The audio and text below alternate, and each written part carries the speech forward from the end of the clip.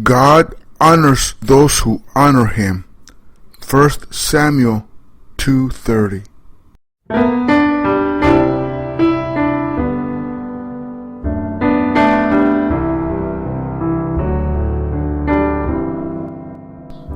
You are listening to Second Chance Ministry Radio.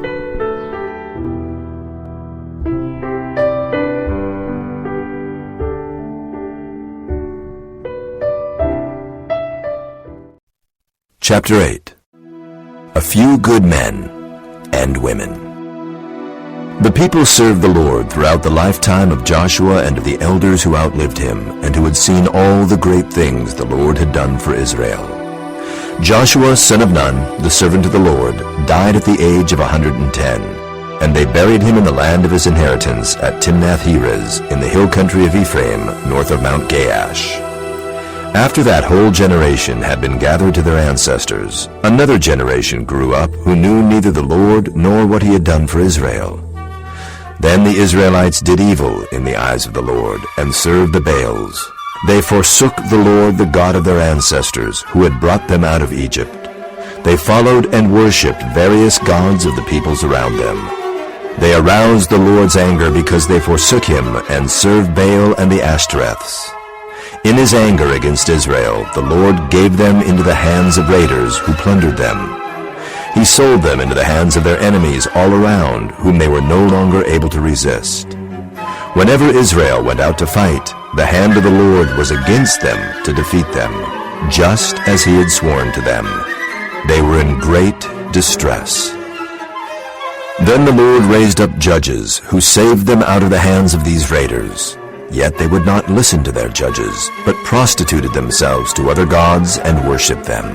They quickly turned from the ways of their ancestors, who had been obedient to the Lord's commands. Whenever the Lord raised up a judge for them, he was with the judge, and saved them out of the hands of their enemies as long as the judge lived. For the Lord relented because of their groaning under those who oppressed and afflicted them. But when the judge died, the people returned to ways even more corrupt than those of their ancestors, following other gods and serving and worshipping them. They refused to give up their evil practices and stubborn ways. Therefore, the Lord was very angry with Israel and said, "Because this nation has violated the covenant I ordained for their ancestors, and has not listened to me, I will no longer drive out before them any of the nations Joshua left when he died. I will use them to test Israel, and see whether they will keep the way of the Lord, and walk in it, as their ancestors did." The Israelites did evil in the eyes of the Lord. They forgot the Lord their God, and served the Baals and the Asherahs. The anger of the Lord burned against Israel, so that he sold them into the hands of Cushan-Rishathaim, king of Aram-Naharaim, to whom the Israelites were subject for 8 years. But when they cried out to the Lord, he raised up for them a deliverer, Othniel, son of Kenaz, Caleb's younger brother, who saved them. The Spirit of the Lord came on him, so that he became Israel's judge and went to war. The Lord gave Cushan-Rishathaim, king of Aram, into the hands of Othniel, who overpowered him. So the land had peace for 40 years, until Othniel, son of Kenaz, died. Eventually, the people of Israel turned away from God again, and the cycle of social chaos began anew. The Moabite leader, Eglon, forged a coalition and for 18 years oppressed Israel. The people cried out to God, who faithfully gave them another judge, leader, Ehud, to deliver them. Ehud tricked Eglon into a private meeting and killed the king with his sword in a surprise attack. The king was so overweight that the sword handle was covered by his fat girth. With Eglon dead, Moab fell easily to Ehud's raiders. Then the Israelites had peace for 80 years.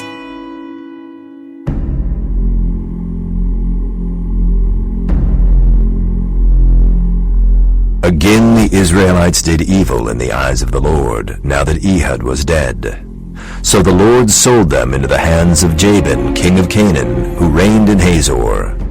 Sisera, the commander of his army, was based in Harosheth-Hagoyim. Because he had 900 chariots fitted with iron, and had cruelly oppressed the Israelites for 20 years, they cried to the Lord for help. Now Deborah, a prophet, the wife of Lapidoth, was leading Israel at that time. She held court under the palm of Deborah between Ramah and Bethel in the hill country of Ephraim, and the Israelites went up to her to have their disputes decided. She sent for Barak, son of Abinoam, from Kedesh and Naphtali, and said to him, The Lord, the God of Israel, commands you, Go, take with you 10,000 men of Naphtali and Zebulun, and lead them up to Mount Tabor. I will lead Sisera, the commander of Jabin's army, with his chariots and his troops to the Kishon River, and give him into your hands. Barak said to her, If you go with me, I will go. But if you don't go with me, I won't go. Certainly I will go with you. said Deborah. But because of the course you are taking, the honor will not be yours. For the Lord will deliver Sisera into the hands of a woman. So Deborah went with Barak to Kedesh. There Barak summoned Zebulun and Naphtali, and 10,000 men went up under his command. Deborah also went up with him. Now Heber the Kenite had left the other Kenites, the descendants of Hobab, Moses' brother-in-law, and pitched his tent by the great tree in Zaanannim near Kedesh. When they told Sisera that Barak, son of Abinoam, had gone up to Mount Tabor, Sisera summoned from Harosheth-Hagoyim to the Kishon River all his men and his 900 chariots fitted with iron. Then Deborah said to Barak, Go! This is the day the Lord has given Sisera into your hands. Has not the Lord gone ahead of you? So Barak went down Mount Tabor with 10,000 men following him. At Barak's advance, the Lord routed Sisera and all his chariots and army by the sword, and Sisera got down from his chariot and fled on foot. Barak pursued the chariots and army as far as Harosheth-Hagoyim, and all Sisera's troops fell by the sword. Not a man was left. Sisera, meanwhile, fled on foot to the tent of Jael, the wife of Heber the Kenite, because there was an alliance between Jabin king of Hazor and the family of Heber the Kenite. Jael went out to meet Sisera and said to him, Come, my lord, come right in. Don't be afraid. So he entered her tent, and she covered him with a blanket. I'm thirsty, He said. Please give me some water. She opened a skin of milk, gave him a drink, and covered him up. Stand in the doorway of the tent. He told her. If someone comes by and asks you, Is anyone in there? Say no. But Jael, Heber's wife, picked up a tent peg and a hammer, and went quietly to him while he lay fast asleep, exhausted. She drove the peg through his temple into the ground, and he died. Just then Barak came in pursuit of Sisera, and Jael went out to meet him. Come, She said. I will show you the man you're looking for. So he went in with her, and there lay Sisera with the tent peg through his temple, dead. On that day God subdued Jabin king of Canaan before the Israelites, and the hand of the Israelites pressed harder and harder against Jabin king of Canaan, until they destroyed him. Following this victory, the land experienced 40 years of peace. After that, another strong leader was needed, but at this point in Israel's history, the roster seemed empty. A splintered tribal coalition could not sustain its national identity. The people, forgetting their special relationship to God, began to adapt to the surrounding cultures, eventually joining their unconquered neighbors in pagan worship. As a result, God no longer aided the Israelite army, which began losing battles. Once again, the people discovered the tragic cycle of the consequences of their disobedience.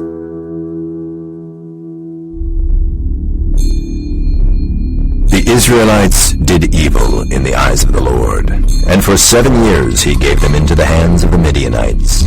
Because the power of Midian was so oppressive, the Israelites prepared shelters for themselves in mountain clefts, caves, and strongholds. Whenever the Israelites planted their crops, the Midianites, Amalekites, and other eastern peoples invaded the country. They camped on the land and ruined the crops all the way to Gaza, and did not spare a living thing for Israel, neither sheep, nor cattle, nor donkeys. They came up with their livestock and their tents like swarms of locusts. It was impossible to count them or their camels. They invaded the land to ravage it. Midian so impoverished the Israelites that they cried out to the Lord for help. When the Israelites cried out to the Lord because of Midian, he sent them a prophet who said, This is what the Lord, the God of Israel, says. I brought you up out of Egypt, out of the land of slavery. I rescued you from the hand of the Egyptians, and I delivered you from the hand of all your oppressors. I drove them out before you and gave you their land. I said to you, I am the Lord your God. Do not worship the gods of the Amorites, in whose land you live.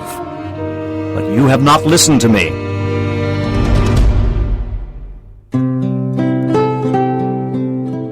In their hunger and weakness, the Israelites appealed to God, who informed them that their big problem was not agricultural or military, but spiritual. To illustrate, God picked for service a farmer from the weakest clan in his tribe. Like most new leaders, Gideon was uncertain if he could measure up. But God was looking for a faithful follower, not a decorated soldier. The angel of the Lord came and sat down under the oak in Ophrah that belonged to Joash the Abiezrite, where his son Gideon was threshing wheat in a winepress to keep it from the Midianites. When the angel of the Lord appeared to Gideon, he said, The Lord is with you, mighty warrior. Pardon me, my lord, Gideon replied, but if the Lord is with us, why has all this happened to us? Where are all his wonders that our ancestors told us about when they said, Did not the Lord bring us up out of Egypt? But now the Lord has abandoned us and given us into the hand of Midian. The Lord turned to him and said, Go in the strength you have, and save Israel out of Midian's hand. Am I not sending you? Pardon me, my lord, Gideon replied, but how can I save Israel? My clan is the weakest in Manasseh, and I am the least in my family. The Lord answered, I will be with you, and you will strike down all the Midianites, leaving none alive. Gideon replied, If now I have found favor in your eyes, give me a sign that it is really you talking to me. Please do not go away until I come back and bring my offering and set it before you. And the Lord said, I will wait until you return. Gideon went inside, prepared a young goat, and from an ephah of flour he made bread without yeast.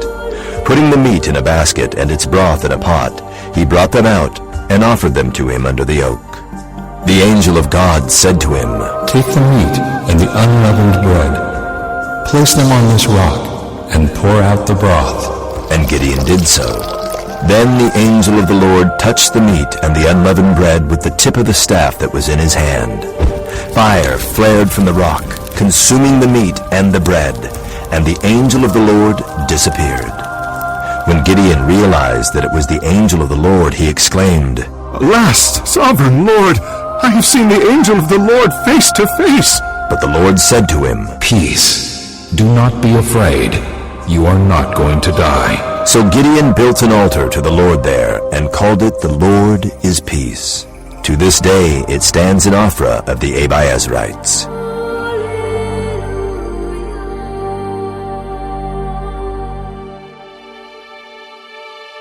Now all the Midianites, Amalekites, and other eastern peoples joined forces and crossed over the Jordan and camped in the valley of Jezreel.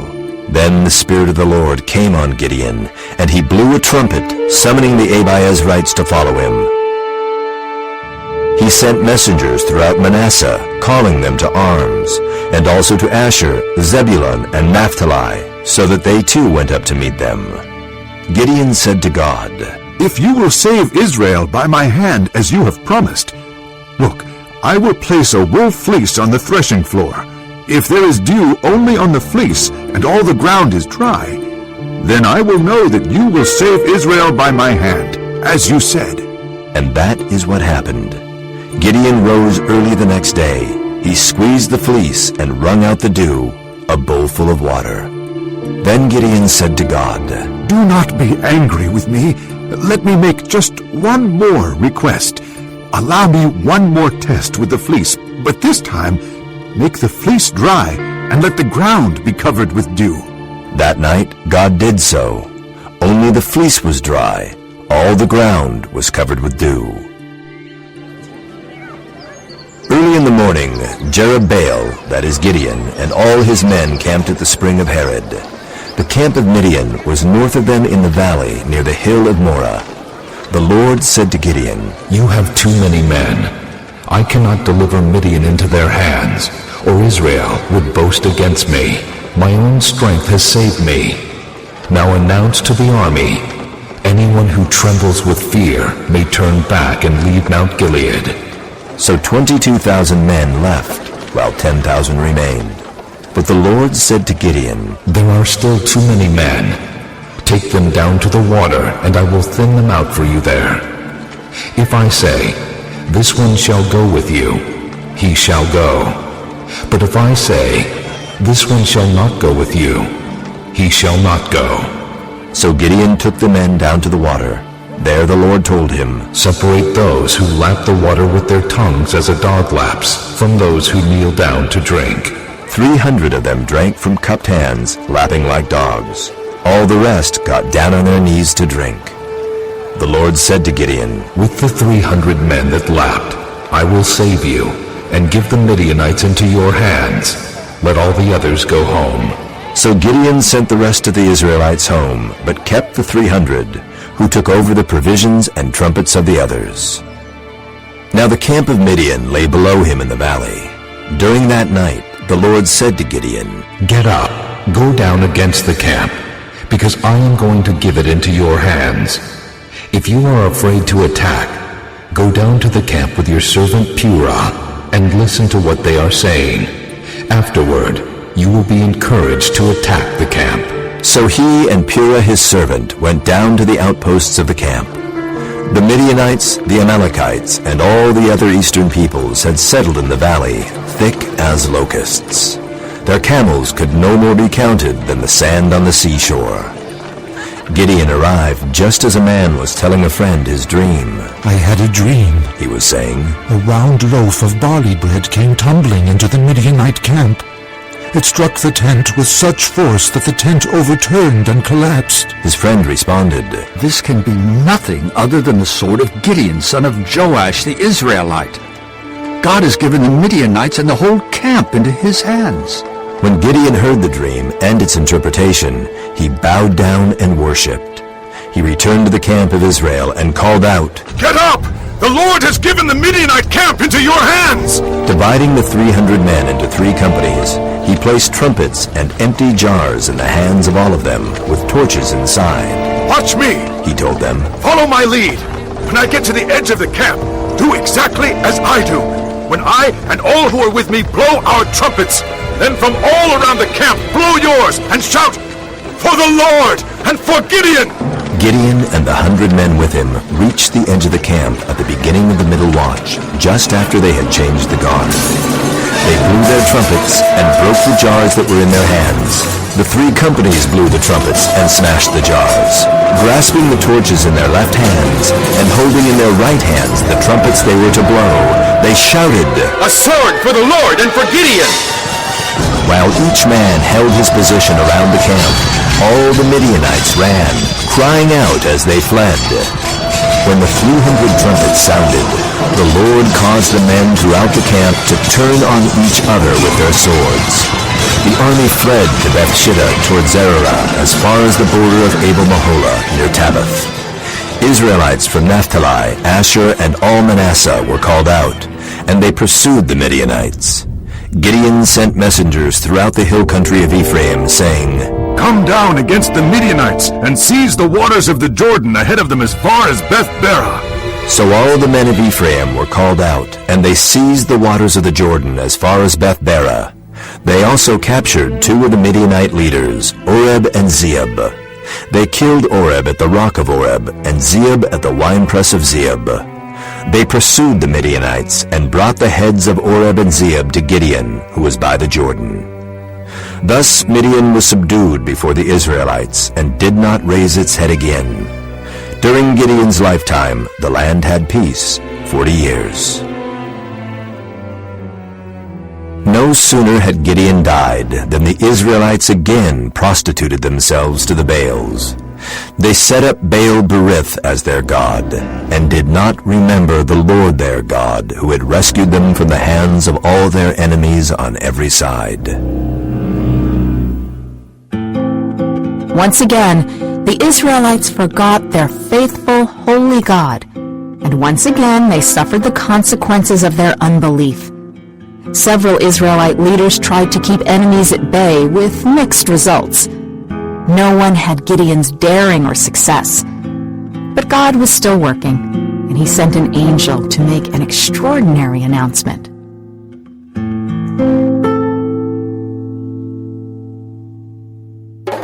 Again the Israelites did evil in the eyes of the Lord. So the Lord delivered them into the hands of the Philistines for 40 years. A certain man of Zorah named Manoah, from the clan of the Danites, had a wife who was childless, unable to give birth. The angel of the Lord appeared to her and said, You are barren and childless, but you are going to become pregnant and give birth to a son. Now see to it that you drink no wine or other fermented drink, and that you do not eat anything unclean. You will become pregnant and have a son whose head is never to be touched by a razor, because the boy is to be a Nazirite, dedicated to God from the womb. He will take the lead in delivering Israel from the hands of the Philistines.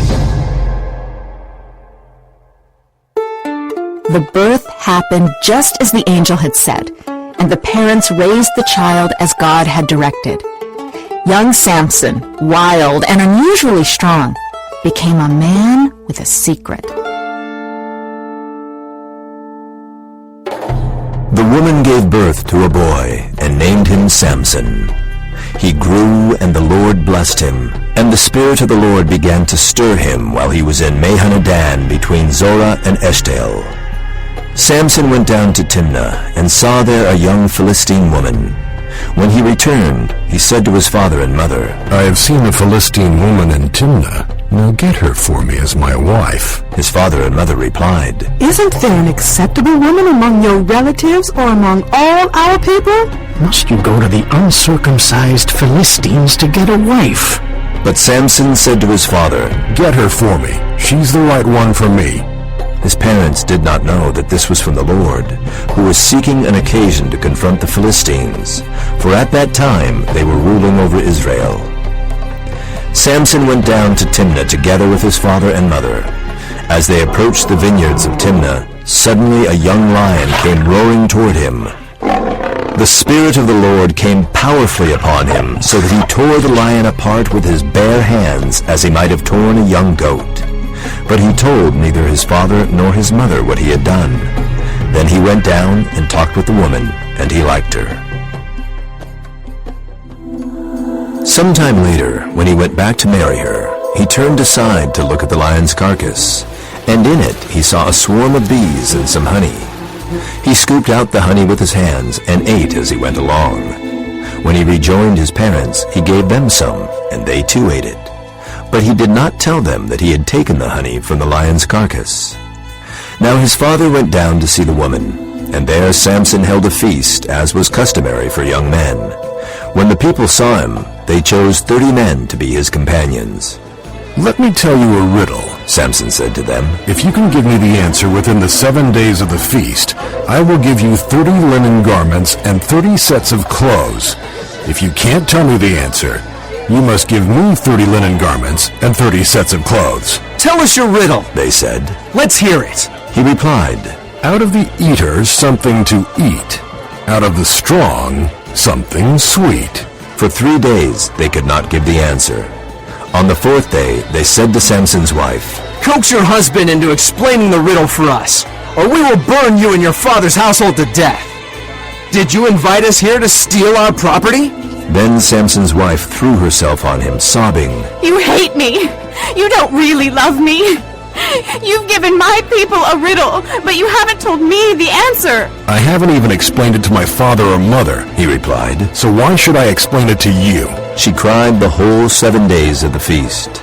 So on the 7th day he finally told her, because she continued to press him. She in turn explained the riddle to her people. Before sunset on the 7th day, the men of the town said to him, "What is sweeter than honey? What is stronger than a lion?" Samson said to them, "If you had not plowed with my heifer, you would not have solved my riddle." Then the Spirit of the Lord came powerfully upon him. He went down to Ashkelon, struck down 30 of their men, stripped them of everything, and gave their clothes to those who had explained the riddle. Burning with anger, he returned to his father's home, and Samson's wife was given to one of his companions who had attended him at the feast. Later on, at the time of wheat harvest, Samson took a young goat and went to visit his wife. He said, "I'm going to my wife's room." But her father would not let him go in. I was so sure you hated her, he said, that I gave her to your companion. Isn't her younger sister more attractive? Take her instead. Samson said to them, "This time I have a right to get even with the Philistines. I will really harm them." So he went out and caught 300 foxes and tied them tail to tail in pairs. He then fastened a torch to every pair of tails, lit the torches, and let the foxes loose in the standing grain of the Philistines. He burned up the shocks and standing grain, together with the vineyards and olive groves. When the Philistines asked, "Who did this?" they were told, "Samson, the Timnite's son-in-law, because his wife was given to his companion." So the Philistines went up and burned her and her father to death. Samson said to them, "Since you have acted like this, I swear that I won't stop until I get my revenge on you." He attacked them viciously and slaughtered many of them. Then he went down and stayed in a cave in the rock of Etam. The Philistines went up and camped in Judah, spreading out near Lehi. The people of Judah asked, "Why have you come to fight us?" "We have come to take Samson prisoner," they answered, "to do to him as he did to us." Then 3,000 men from Judah went down to the cave in the rock of Etam and said to Samson, "Don't you realize that the Philistines are rulers over us? What have you done to us?" He answered, "I merely did to them what they did to me." They said to him, "We've come to tie you up and hand you over to the Philistines." Samson said, "Swear to me that you won't kill me yourselves." "Agreed," they answered. "We will only tie you up and hand you over to them. We will not kill you." So they bound him with 2 new ropes and led him up from the rock. As he approached Lehi, the Philistines came toward him, shouting. The Spirit of the Lord came powerfully upon him. The ropes on his arms became like charred flax, and the bindings dropped from his hands. Finding a fresh jawbone of a donkey, he grabbed it and struck down 1,000 men. Then Samson said, "With a donkey's jawbone I have made donkeys of them. With a donkey's jawbone I have killed 1,000 men." When he finished speaking, he threw away the jawbone, and the place was called Ramoth-Lehi. Because he was very thirsty, he cried out to the Lord, "You have given your servant this great victory. Must I now die of thirst and fall into the hands of the uncircumcised?" Then God opened up the hollow place in Lehi, and water came out of it. When Samson drank, his strength returned, and he revived. So the spring was called En-Hakkore, and it is still there in Lehi. Samson led Israel for 20 years in the days of the Philistines. One day, Samson went to Gaza, where he saw a prostitute. He went in to spend the night with her. The people of Gaza were told, "Samson is here!" So they surrounded the place and lay in wait for him all night at the city gate. They made no move during the night, saying, "At dawn, we'll kill him." But Samson lay there only until the middle of the night. Then he got up and took hold of the doors of the city gate, together with the 2 posts, and tore them loose, bar and all. He lifted them to his shoulders and carried them to the top of the hill that faces Hebron. Sometime later, he fell in love with a woman in the valley of Sorek, whose name was Delilah.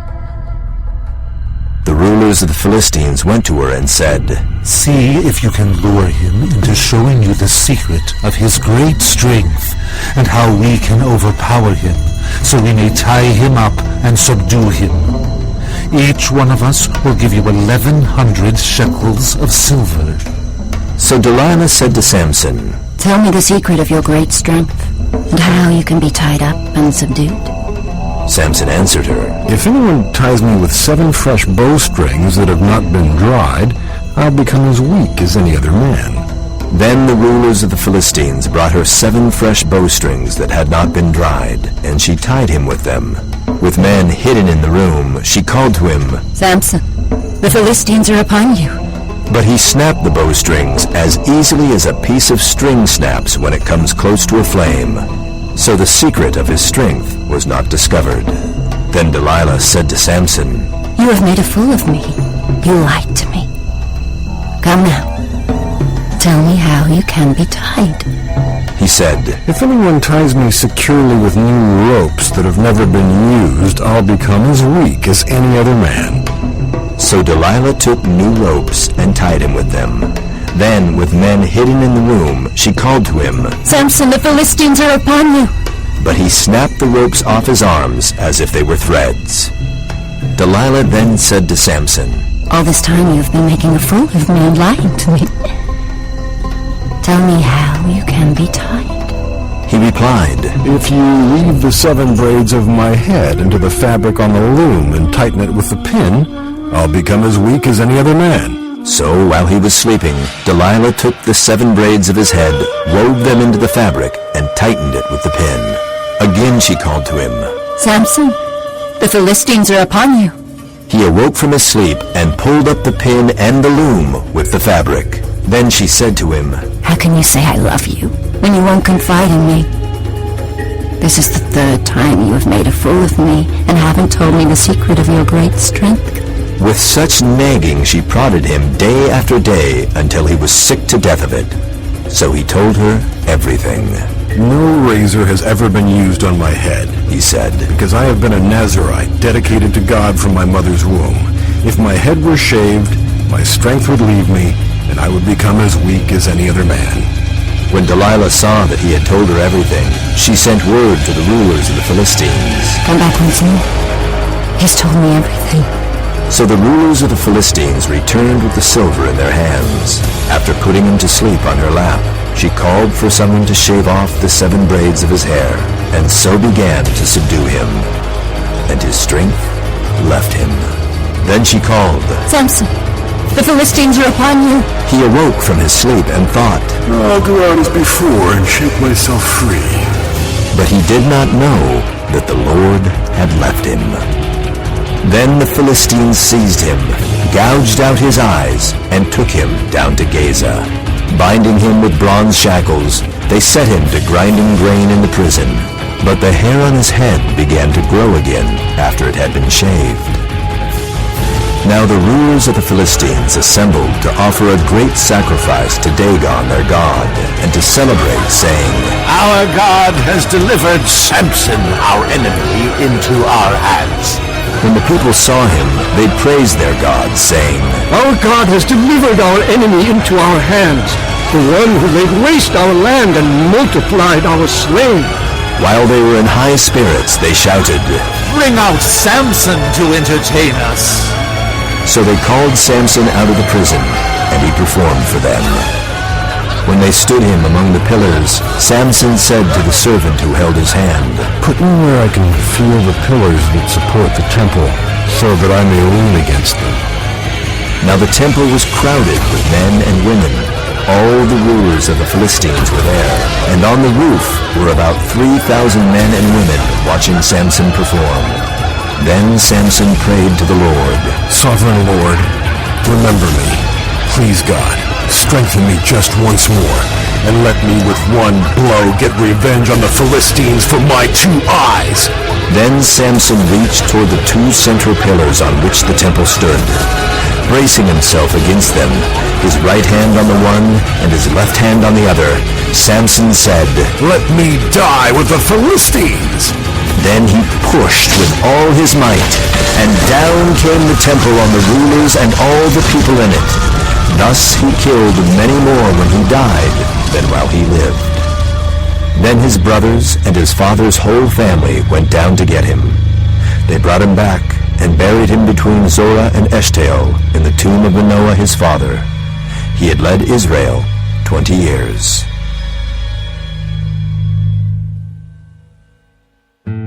after Samson, the Israelites continued their pattern of spiritual compromise during this sad period of their history. Enter Ruth, a young Moabite woman, into God's story. If the Hebrew people thought God was their exclusive property, this foreign woman challenged that myth. Ruth was loyal, determined, lovely, and clever. She became part of the lineage of King David. More important, she was God's choice to illustrate the worldwide reach of God's special gift of hope and life. His plan of salvation as broad and deep as His divine love.